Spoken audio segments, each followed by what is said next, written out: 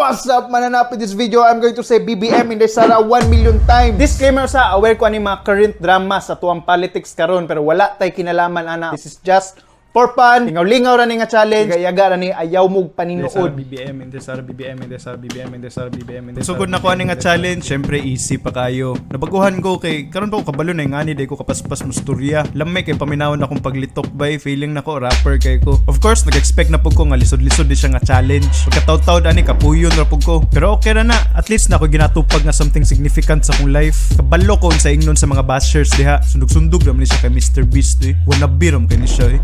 Sabi ko lang sa kanila, who cares about originality? Kaso yung content na ni Choy, di pa kaana na nakay-content. Sara BBM, Sara BBM, Sara BBM, Sara BBM, Sara BBM. 8 hours in, napako sa 50k. Yate, murag maabtan, manitag pila kadlaw, anig. Buang nga, ani, wala ko nagkwintadaan. Kung si Mr. Beast naabtan, maganigalos sa kadlaw para lang makalitok og ka 100,000. Saon lang ning ako ang 1 million. Tama, dahil naabtan, manitog 12 kadlaw si Fidyas para makalitok og ka 1 million.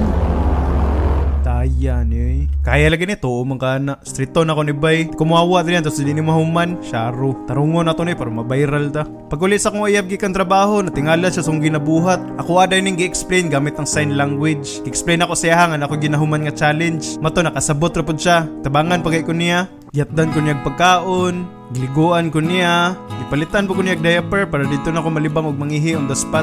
Siya na pwede tubag sa akong mga contacts kay daghan-daghan na pug nangita sa kuha. Kay importante ba kay ko. Matog ipangingnan niya ako mga kailan na busy pa kay ko at the moment. Na, di gid pwede sir, busy gid kayo sir.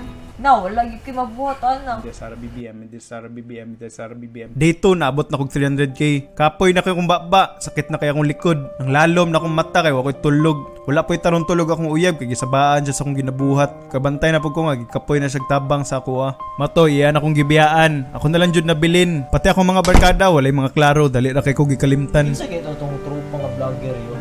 Nabiliti tropa na vlogger.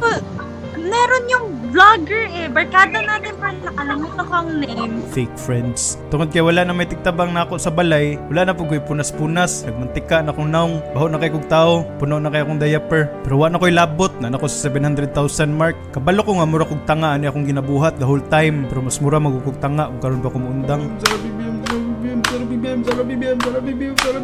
Ka day 4 nabuang nako, nagahalusinate na pug ko tungod sa kawalay pahulay ug tungod sa akong sariling baho. Mamatay naman siguro ko.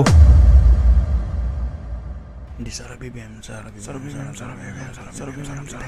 Pero wala na ni atrasay. Wala na ko giwaldas tanan para lang mapildi dire. Gasyong 900 nako, pila na lang kalibo. Kunting tiis na lang maabot na nako ang tumataginting na 1 million.